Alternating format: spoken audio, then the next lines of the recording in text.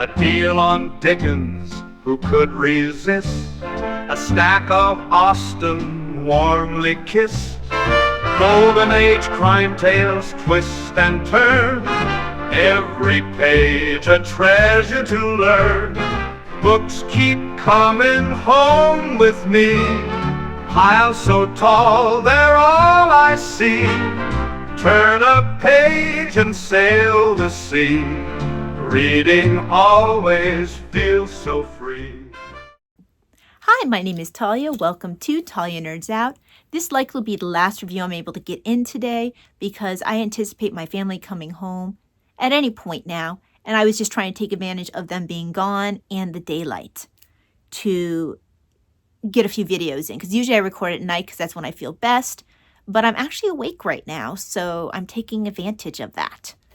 Plus, I generally try not to do anything on Saturday night going to Sunday because I'd like to potentially not go into sensory overload at church, so I try to make Saturday night as easy as possible so I'm able to actually possibly go to church, or if I do go, not to have an incredibly awful time physically. So usually I try to not do anything on Saturday night, which is why I'm trying to do stuff now.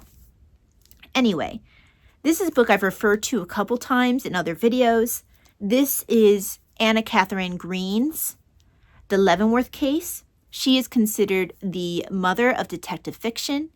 So it's really cool that Edgar Allan Poe is considered the father of detective fiction. And she's considered the mother of the detective novel. I believe that's her mother of the detective novel. They're both Americans, which I thought was kind of interesting because I always associate classic mystery literature with the British, with Agatha Christie, Dorothy L. Sayers, G.K. Chesterton. That's what I think about when I think of classic mystery fiction, Detection Club. But it's interesting that her Leavenworth case actually preceded Conan Doyle's Sherlock Holmes, I believe it was by 9 years. 9 years. So, I mean, that's quite a bit of time. I mean, it's not a huge bit of time, but it's a decent amount of time before Holmes.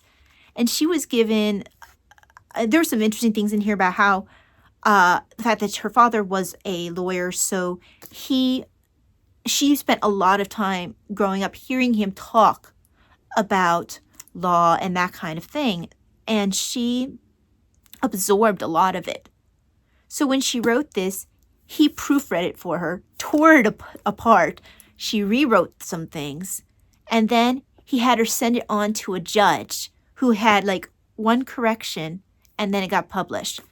What I thought was cool is that after that, which I want to say was Harvard,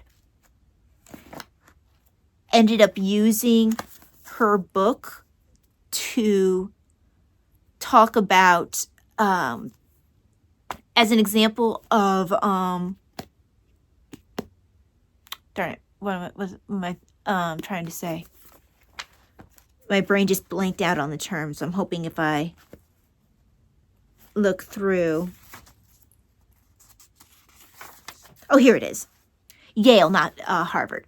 Soon Yale assigned Green's first novel to its law students as a demonstration of the risks of circumstantial evidence, which I thought was pretty cool.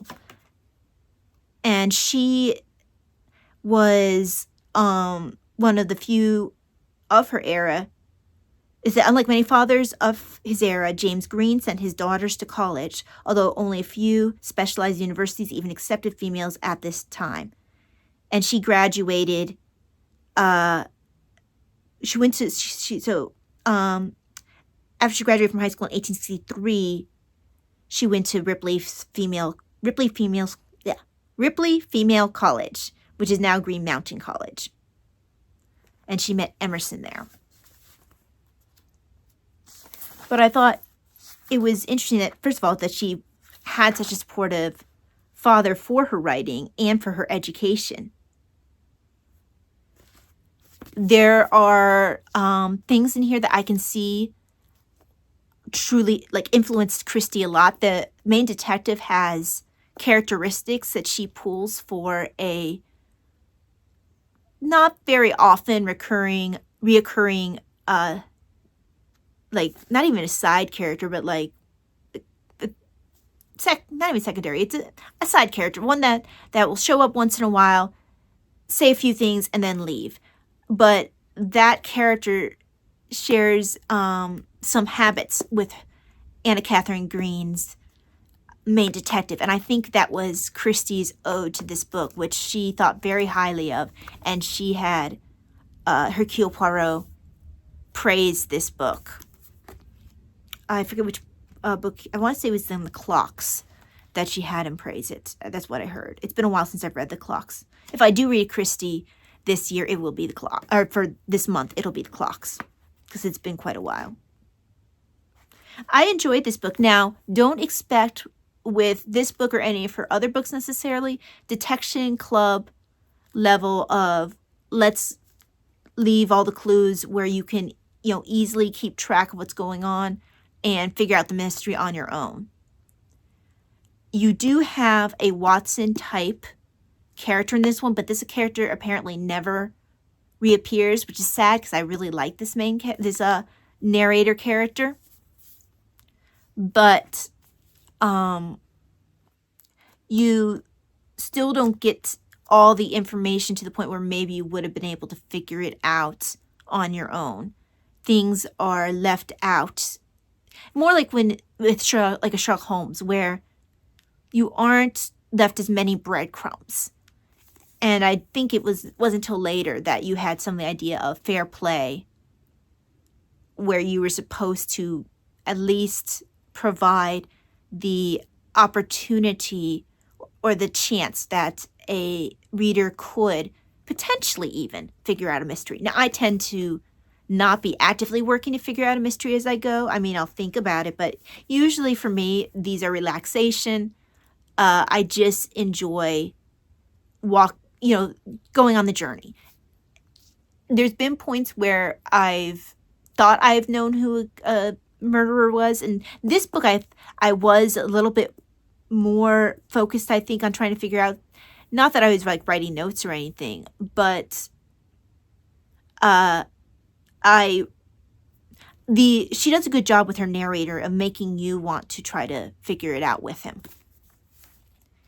Even though, like I said, this is not like a detection club mystery where there are going to be like clues left on purpose, at least sort of slid in there, so a reader can look back and be like, oh yeah, if I had noticed that, I would have figured it out. So don't expect that.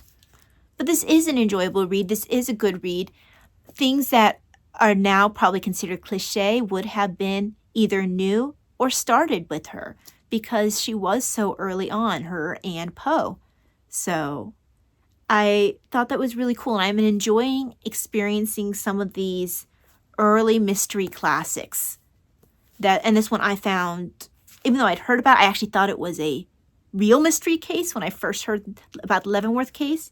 I hadn't realized it was fictional until I read the Agatha Christie biography, because I do remember having heard Poirot mention it. I thought it was just something that she just referred to, something that he would have known about because she knew about it in real life. But it was really cool to find out, no, this is actually a classic novel. Just like the other book that Agatha Christie really enjoyed, which I also read last year, which is The Mystery of the Yellow Room. But yeah, thoroughly enjoyed this one. I do recommend this. I would recommend starting with her with this book, simply because this is the first one, and there is the really cool aspect of really, I don't know, getting to the mystery detective novel where it really started. It's just so cool. And I would recommend actually this Penguin Classic version.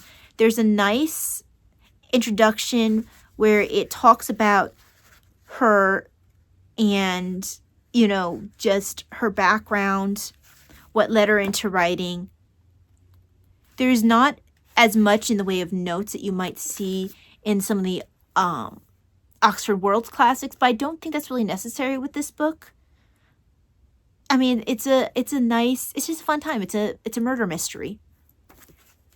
And I did enjoy having the introduction and the suggestions for further reading, and I have several of her other books that I intend to read.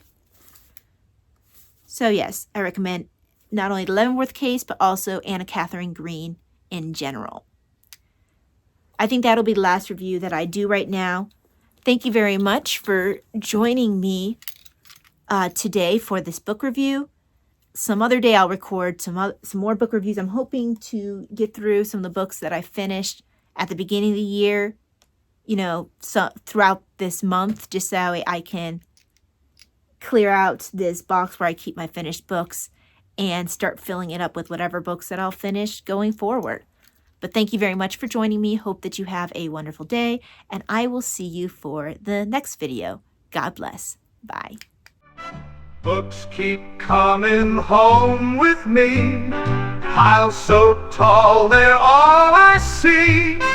Turn a page and sail the sea. Reading always feels so free.